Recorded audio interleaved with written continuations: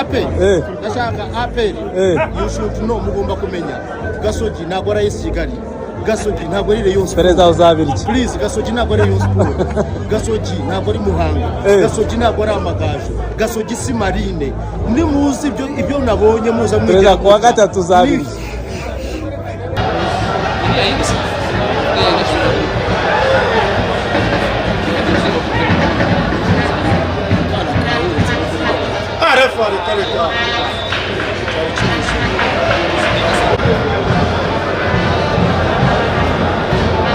nta n'umuntu wanamuvuye batagera hari n'abantu bazi guturoninga ngongera asubiremo bya bindi ntabyo yasubira maraguye ibisobanuro by'ikizi yagize ikipe mu kibuga irarushwa iratsindwa biri normal rero ntago afata ikipe rero nk'aperi n'imyaka n'ubushobozi ngo ujye guterekaho Kenisi umutwara ngo kutayikuyemo hari abantu bahita babigira ngo ni ikinamico zani yawe yikuremo weza niyo yawe ufana uyibwira ati ngaho kuramo aperi nawe kubagira ibisigo ubone kuvuga ngo Kenisi ngo asubira amatangaza ikizi ni umupira nyine yarushijwe yatsinzwe biri normal nta gishya nta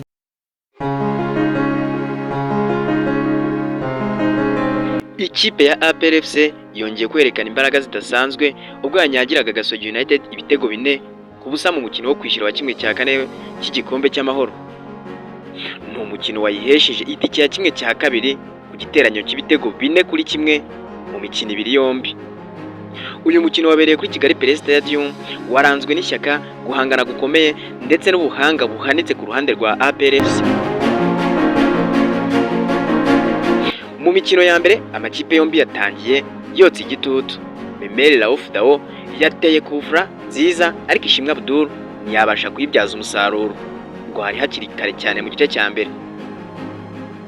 Ni mu gihe ku rundi ruhande Byiringiro Jean Gilbert wa Gasogi yagaragaje ishoti rikomeye akarigerageza ariko birenga izamu ho gato igitego n'icyajyamo. Yakomeje gusatira ariko Imana Adolphe akomeza kuba igihangange mu izamu akuramo imipira ikomeye cyane yagendaga iteka. APR FC yatangiye gufata umukino mu maboko aho Djibril Watara ndetse na William Togi bagerageje uburyo butandukanye ariko byahita bibyara umusaruro ako kanya ibitego ntibyakwinjira. Ariko ku munota 33 ibintu byahinduye isura. Byiringiro Gilbert yatsinze igitego cya mbere inyuma y'umupira mwiza wanyuze kuri Niyomugabo Claude ugakomaho na William Togwi. Mu minota y'inyongera Djibril Watara yatsinze igitego cya kabiri ngo ni mu minota y'inyongera y'igice cya mbere. APR FC yagiye kuruhuka iyoboye n'ibitego 2 ku busa.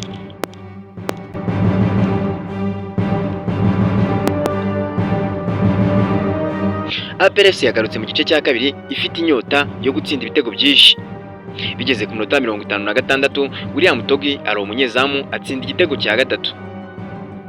Nyuma y'iminota mike Memeli Raouf Dao atsinda igitego cya kane nyuma y'umupira wagaruwe n'umutambiko poto. Gasogi United yahise icika intege burundu ibintu birushaho kuba bibi ubwo Iradukunda Axel yahabwa ikarita y'umutuku asize bagenzi be 10 mu kibuga. APR FC ubigeze muri kimwe cya kabiri cy'igikombe cy'amahoro aho izahura n'iri butsinde hagati ya Etincelle ndetse na Bugesera. Wavuga ko urugendo rworoshye kuko ari Etincelle nishobora gutsinda APR nk'uko Gasogi yayigoye, ari Bugesera nayo nishobora gutsinda APR nk'uko Gasogi cyangwa Kiyovu zayigoye. Umukino wo kwishyura utegerejwe i Rubavu uzagena uko ibintu bizagenda, ariko kandi uzahura n'iyi kipe wese azaba afite akaga.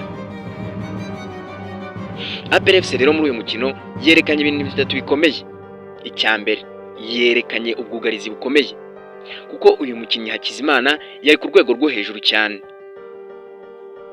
Yerekanye kandi ubwugarizi buhindagurika ndetse n'ubusatirizi. Uburyo bwihuse bwo gutera imipira ni ikintu cyakomeje kwigaragaza muri uyu mukino hagati. Ikindi cyagaragaye muri uyu mukino ni ubufatanye bw'abakinnyi barimo Memeli Dao, William Togwi na Djibril Watara. Bagaragaje shimi ikomeye mu kugerageza uburyo bugiye butandukanye. Ni ikipe iri ku rwego rwo hejuru kandi ishobora kwegukana iki gikombe nikomeza gutya.